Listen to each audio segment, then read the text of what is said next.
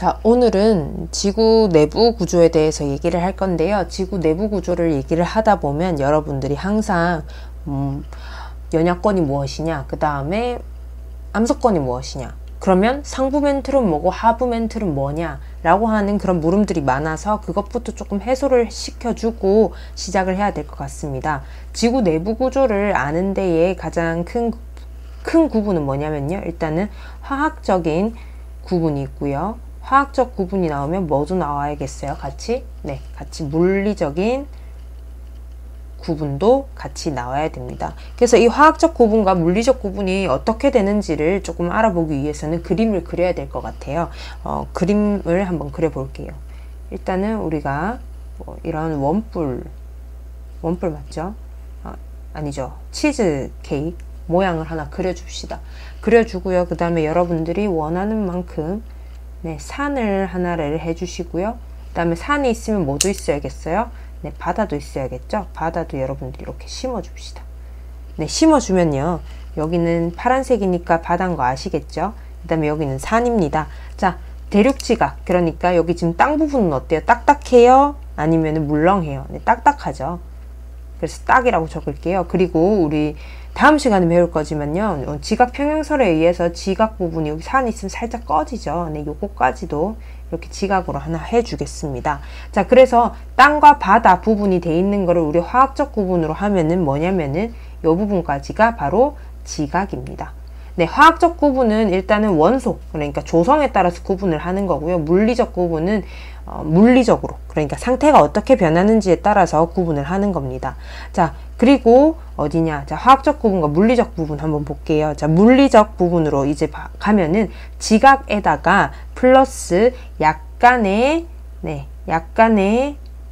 상부 멘틀까지 합쳐져서, 이거를 통틀어서 뭐라고 했어요? 네, 암석권이라고 얘기를 했었습니다. 영어가 조금 더 편할 수도 있기 때문에 영어도 같이 적어줄게요. 리소스피어. 네, 스피어 구조, 그러니까 리소, 암석과 관련된 구역이라는 뜻입니다. 자, 이 암석권의 범위가 뭐였습니까? 어디까지였죠? 빨간색으로 적어봅시다. 암석권의 범위는 100km였죠. 자, 암석권은 다시 말해서 뭐다? 네, 판이라고도 얘기를 했었습니다.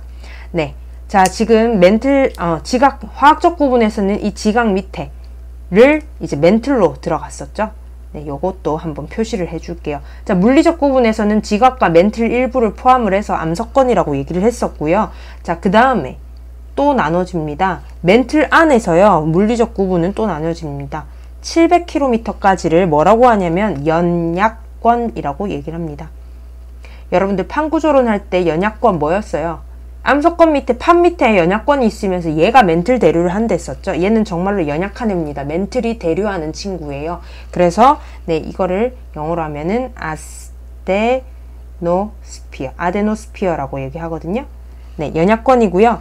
자, 여기까지. 그러니까 멘틀 안에서 빨간색으로 적어볼까요? 네, 700km까지. 대략 700입니다. 네, 얘를 연약권이라고 얘기를 했었습니다.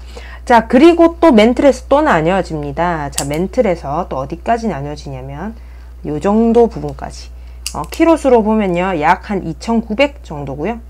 2900km 정도고, 연약권 밑에 있는 이 멘틀을 물리적 구분은 뭐라고 했냐면 중간권이라고 얘기를 했었습니다. 중간에 있다 해서요. 그래서 얘는 중간에 따서 메소스피어라고 얘기를 했었는데, 메소스피어라고 얘기를 하는데, 얘는 다른 말로 뭐라고 하냐면 네, 하부 멘틀이라고도 얘기를 해줍니다. 하부 멘틀, 로어 멘틀이죠.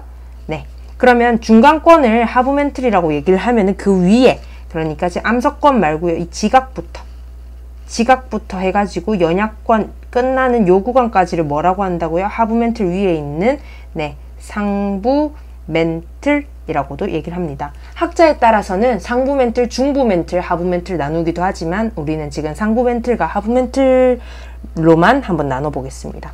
자, 여기까지 중간권까지, 그러니까 2900km까지를 자, 물리적 구분에서는 멘틀을 세 가지로 나눴었는데요. 화학적 구분에서는 이걸 전부 다 통틀어서 그냥 멘틀이라고 얘기를 합니다.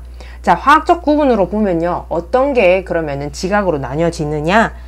자, 지각은 일단은 대륙과 다음에 해양지각으로 나뉘었었죠. 네, 이거를 화학적 구분으로 따지면요. 대륙은 구성하는 암석이 화강암이고 해양은 네, 현무암이었습니다. 자, 이걸 어떻게 외우느냐?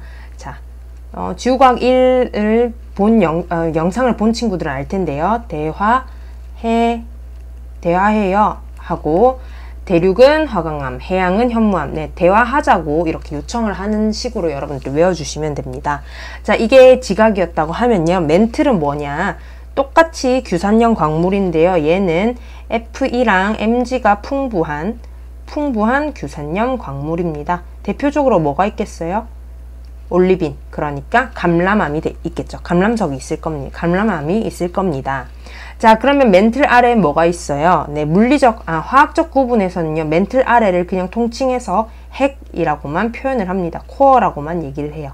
하지만 물리적 구분으로 가면은 얘를 어떻게 나누느냐? 네, 바깥 부분 외핵, 아우터 코어라고도 얘기를 하고요. 외핵으로 나뉘고 그 안쪽에 있는 거를 내핵이라고 얘기를 해줍니다. 이너 코어. 자, 외핵과 내핵의 범위는 대략적으로만 알아두시면 돼요. 굳이 모르셔도 되고요. 5100입니다. 5100km까지를 외핵이라고 얘기를 하고요. 그 안부터를 내핵이라고 얘기를 합니다. 지금 보면 판구조론이나 이런 데서 여러분들한테 늘 혼용해서 쓰이고 있죠. 물리적 구분과 화학적 구분을 따로따로 구분을 하는 게 아니라 어떨 때는 암석권이라고 얘기를 했다가 하부 멘틀, 상부 멘틀, 연약권 이런 식으로 다 쓰는데 이거를 한 번에 여러분들이 종합을 하면은 조금 낫습니다. 자, 핵은 그럼 화학적 구분으로 했을 때 무엇으로 이루어져 있느냐? 대부분 철과 그 다음에 네, 황으로도 이루어져 있습니다.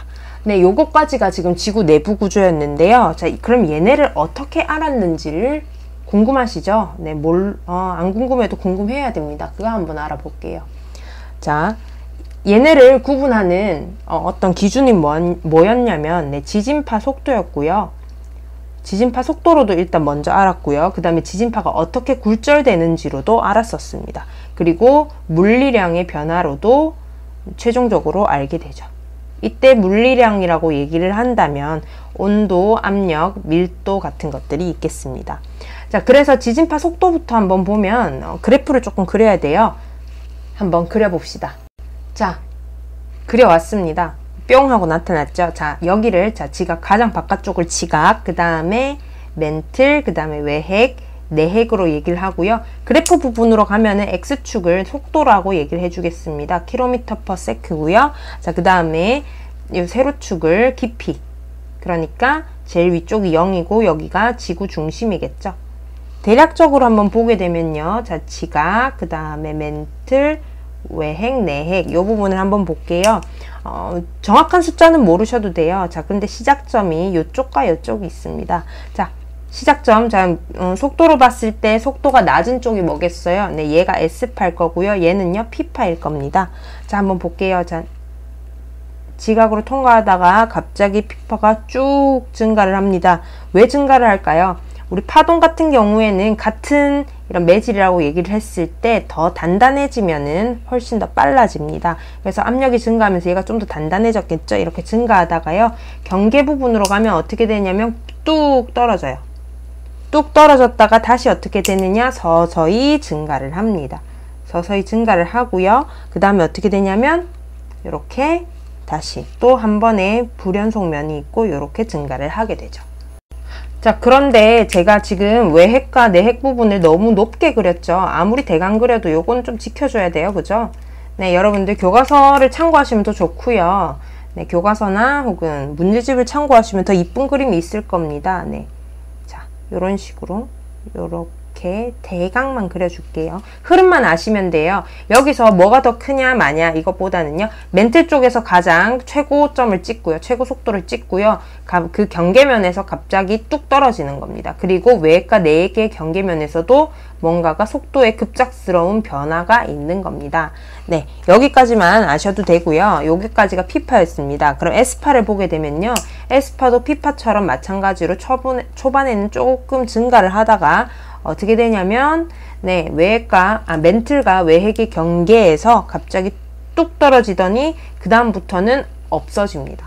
네, 에스파가 전혀 움직이지 않아요. 에스파의 어떤 속도가 관측이 되지 않고 있죠. 네, 여기서 이제 물리적 구분으로 외핵과 내핵을 나눠지는 그런 기준을 찾게 되었는데요. 그거 조금 이따가 보고요. 자, 요거 지진파 속도에 따라서 우리가 아까 얘기했던 불연속과 관련된 수학은 아마 가우스가 있었죠. 전 그걸 되게 싫어했었습니다. 자, 불연속면 한번 보겠습니다. 불연속면은 결국에 이 지진파 속도를 기초로 해서 나온 친구예요. 그걸로 알게 되니까 이거를 바탕으로 해서 얘가 조금 뭔가 다른 것 같은데 해서 연구가 진행되면서 불연속면이라는 게 밝혀졌습니다. 여기서는 이름들이 다 발견한 사람의 이름을 적었어요. 지 이름을 다 적은 겁니다. 자, 지각과 멘틀 사이에 이 불연속면을 뭐라고 하냐면요. 모호로 비치치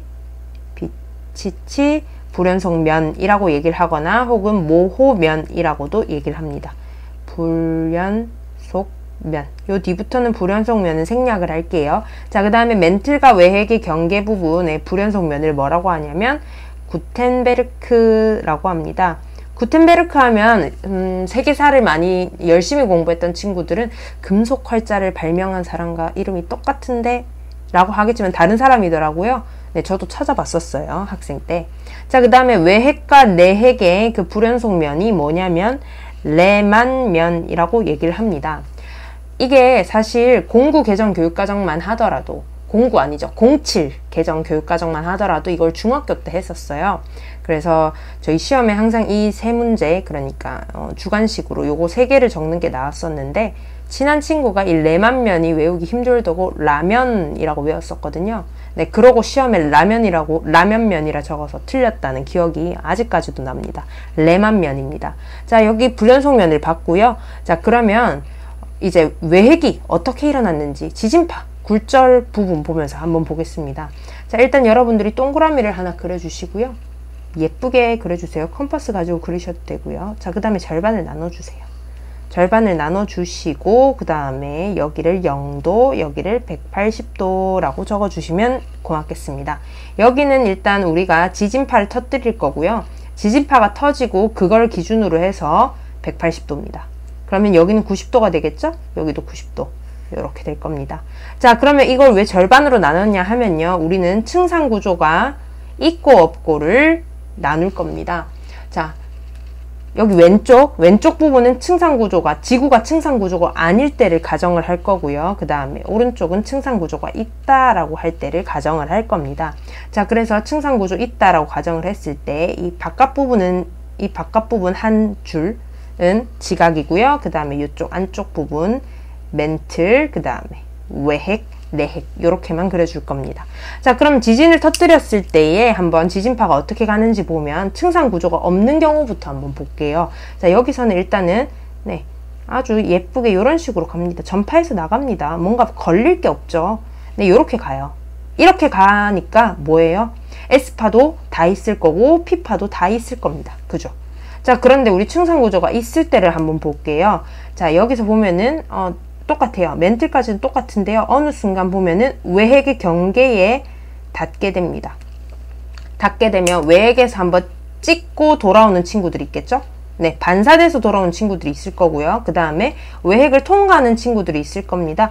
외핵을 통과를 하는데, 자, 통과를 할 때의 물성이 다르니까 어떻게 되냐면 굴절을 합니다. 굴절을 한 번 해요. 그리고 또 외핵에서 멘틀 나올 때 다르죠? 그러니까 한 번 더 굴절을 합니다. 그리고 어떤 일부 친구들 보면은, 자, 내핵으로 통과하는 친구들이 있겠죠? 자, 내핵을 통하는 친구들을 보면은, 네, 얘도 역시 이렇게 굴절을 해서 나올 겁니다. 자, 그런데 어떤 친구들을 보면, 얘는 지금 내핵으로 들어갔죠? 얘는 외핵으로 들어갔습니다. 그런데 어떤 친구들을 보면, 외핵과 내핵의 경계 부분에서 튀어나오는, 반사되는 친구들이 있을 겁니다. 그 친구 한번 그려볼게요. 그 친구 그려보면, 하나, 둘 하고 여기서 튕겨져 나와서 어떻게 될까요? 튕겨져 나와서 이렇게 가고, 네, 여기서 굴절을 해서 나오는 친구들이 있을 거예요. 자, 여기 한번 보겠습니다. 자, 그림을 세세하게 하나씩 그리다 보면요. 네, 이 굴절되는 층상구조가 있음으로 해서 굴절되는 약 103도에서부터 한 140, 네, 한 142도 정도까지는요. 피파가 도달하지 않는 구간이 있습니다. 그거는 층상구조 때문에 반사나 굴절의 어떤 각도로 인해서 피파가 도달 안 하는 구역이 있어요. 그 구역이 뭐라고 얘기를 하냐면 피파 암영대라고 얘기를 합니다. 그림에 너무 집착하지 마시고요. 그림을 제가 보여준 이유는 층상구조 때문에 굴절이 일어난다는 걸 보여주기 위한 겁니다. 네, 피파 암영대, 그러니까 굴절의 차이, 각도 차이에 의해서 피파 암영대가 나오기도 하고요. 그 다음에 에스파를 보게 되면 외핵 부분은 액체이기 때문에 없죠. 그래서 103도 부분에서부터 180도까지 아예 에스파가 안 나오는 구간이 있습니다. 그 구간을 뭐라고 하냐면 에스파 암영대라고 얘기를 하죠. 암영대입니다. 자, 그런데 아까 제가 외핵에서 반사돼서 나오는 친구 이때 했었죠. 외핵 찍고 튕겨져서 나오는 친구들이 있습니다. 그 각도가 대략 어느 정도냐면 110도 정도거든요. 네, 이 110도에서는 아주 강한 피파도 아니고요. 약한 피파가 관측이 됩니다. 자, 이게 바로 내핵을 찍고 돌아오는 친구인데요. 네, 이걸로 해서 내핵이 있다는 거를 밝혀내죠. 네, 밝혀내게 되고요. 그 다음에 에스파 암영대를 통해서, 요게, 외핵이 있구나, 외핵이 액체구나라는 것도 알게 되는 거죠. 네, 결국에 우리 지금, 외핵과 내핵이 있다는 게 밝혀지고, 그 다음에 외핵은 액체고 내핵이 고체인 거를 알게 된 것도 결국에는 이 굴절의 차이에 의해서 알게 되는 거죠. 네, 여기까지가 지금 물리량, 지진파와 관련된 물리량이었고요. 이제 온도, 압력, 밀도 부분 한번 보겠습니다. 요 부분도 그래프를 한번 따라 그리시거나 참고를 하시면 될 것 같습니다. 자, 물리량 한번 보겠습니다. 자, 그래프를 두 개를 그려놨는데요. 요걸 이제 채울 거예요. 자, 우리 밀도부터 한번 볼까요? 밀도부터 한번 보겠습니다. 자, 밀도는 일단은 요 첫 번째가 지각, 그 다음에 멘틀, 외핵, 내핵, 대강 이런 식으로 생각을 해주시면 됩니다. 자, 물리량 부분을 보면요. 밀도 같은 경우에는 지각에서 이렇게 가다가 멘틀로 들어가면 쭉 한번, 이거는 되게 큰 규모이기 때문에 지각에서 뭐 대륙 지각이 어떻고 해양 지각이 어떻고는 여기서는 잘 반영이 되지 않았어요. 자, 멘틀에서 보면 여기서 한번 쭉, 그 다음에 가다가 또 쭉, 그리고 쭉 증가를 하다가 어떻게 돼요? 조금씩 밀도 증가하다가 어떻게 됩니까? 네, 그 다음에 어떻게 돼요? 갑자기 한꺼번에 확 오르죠? 확 오른 다음에 또 살짝 또 오르다가 어떻게 됩니까? 또 계단식으로 껑충, 살짝 뛰게 됩니다. 자, 요게 이렇게 계단식으로 이렇게 불연속적인 특징을 가지고 있는 게 바로 밀도고요. 자, 압력 부분을 보면은 압력은 여기서 압력이 0에서부터 스무스하게 요렇게 해서 올라갑니다. 자, 우리 밀도 부분 조금 한번 보겠습니다. 여기 멘틀 쪽에서 제가 요 부분을 되게 좀 과장해서 그렸죠. 요 부분 제가 설명을 해주고 싶어서 조금 과장을 해봤어요. 자, 지금 요렇게 계단 부분으로 띈 부분 있죠. 여기 왼쪽을 첫 번 1번, 그 다음에 이걸 2번이라고 얘기를 했을 때요. 자, 얘네를 뭐라고 하냐면, 이렇게 띄는 부분을 뭐라고 하냐면 멘틀 상에서, 분명히 똑같은 멘틀은 선생님이 처음에 FEMG가 많은 규산형 광물이라 했는데 왜 띄냐? 자, 멘틀에서 상전이가 일어나기 때문입니다. 그러니까 광물이 바뀌어요. 제일 처음에, 자, 1번 부분은 뭐냐면 우리가 알고 있는 보통의 멘틀입니다. 1번 구간은. 자, 멘틀을 구성하는 가장 많은 광물이 감람석이었죠. 네, 그래서 올리브 색깔을 띠고 있다 해서 올리빈이라고 얘기를 하거든요. 자, 얘가 뭘로 바뀌냐면 스피넬로 바뀝니다. 이거는 모르셔도 돼요. 하지만 혹시나 논술이나 이런 데에서 쓸 때 요게 왜 그러냐라고 얘기를 한다면 하나는 써줘도 되겠죠. 뭐 이런 광물까지는 얘기를 안 하더라도 뭔가가 변화가 있었다. 왜냐면 우리가 물리적 구분에서 나눴었잖아요. 그죠? 지금 연합권도 나눴고 중간권도 나눴잖아요. 근데 이 연합권 안에서 일어난 일이거든요. 그래서 뭔가 변화가 있었기 때문에 광물상의 변화가 있었기 때문에 바뀐다. 뭐 요거는 그냥 심화로 한번 알아주시면 됩니다. 자, 2번 같은 경우에는요, 스피넬이 어떻게 되냐면, 자, 스피넬이 조금 이름이 독특해요. 페로브스카이트. 네, 페로브스카이트로 변하게 됩니다. 한번 다시 적어줄까요? 페로브스카이트. 요걸로 바뀌게 되죠. 네. 이렇게 바뀌면서 지금 멘틀에서 두 번의 점프가 있고, 작은 점프가 있고, 멘틀에서 외핵, 완전히 바뀌면서 확 뛰고요. 그 다음에 이렇게 뜁니다. 자, 압력은 이렇게 서서히 가는데, 압력 부분에서 여러분들이 주의 깊게 보셔야 될 거는 9배예요, 9배. 미분하셨죠? 네, 9배입니다. 기울기를 보게 되면 이쪽하고 이쪽하고 이쪽하고 어디가 제일 9배가 커요? 네, 9배는 외핵이 제일 큽니다. 요거 그냥 참고 삼아 알아두시면 되고요. 그 다음에 우리 지금 지용곡선하고 한번 봅시다. 자, 지용곡선하고 용융곡선이 나오는데 지용곡선부터 그려볼게요. 자, 일단 지각에서부터는 그냥 쭉 오르다가요. 멘틀 부분에서 한번 꺾입니다. 한번 꺾이다가 어떻게 되냐면 어떻게 돼요? 요렇게 되죠. 급격하게 올라갔다가 그 다음에 어떻게 됩니까? 급격하게 올라갔다가 네, 요런 식으로 가게 되죠. 네, 이게 바로 지용곡선이고요. 용융곡선을 한번 볼게요. 용융곡선 같은 경우에는 측정을 하니까 요런 식으로 여기서 한번 만나고요. 교점으로 해서 만나고 갔다가 조금 멘틀에서 외핵 부분에 갔다가 어떻게 돼요? 쭉 감소를 했다가 다시 감소했다가 좀 제가 과장을 해서 그랬죠. 여기서부터 네, 요렇게 교점까지 이렇게 해서 가게 됩니다. 이 부분은 조금 과장을 제가 했는데요. 과장하지 말까요? 네, 과장하지 말고 그냥 갑시다. 네, 가장 정확한 그림은 구글 혹은 교과서 문제집에 나와 있으니까요. 그리고 수능 특강이나 혹은 수능 문제에서 가장 정확한 문제들이 나오니까 그 부분 참고하시면 되고요. 제가 얘기하고 싶었던 건 뭐냐면요. 자, 지용곡선과 그 다음에 빨간색 용융곡선이 있는데 이 그래프에 따라서 이 그래프를 해석을 할 줄 알아야 된다는 거예요.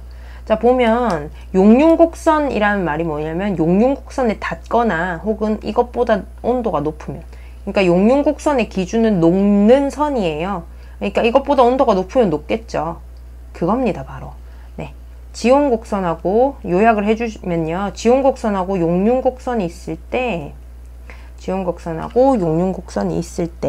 자, 용융곡선이 훨씬 더 큽니다. 자, 그래 되면 뭐다?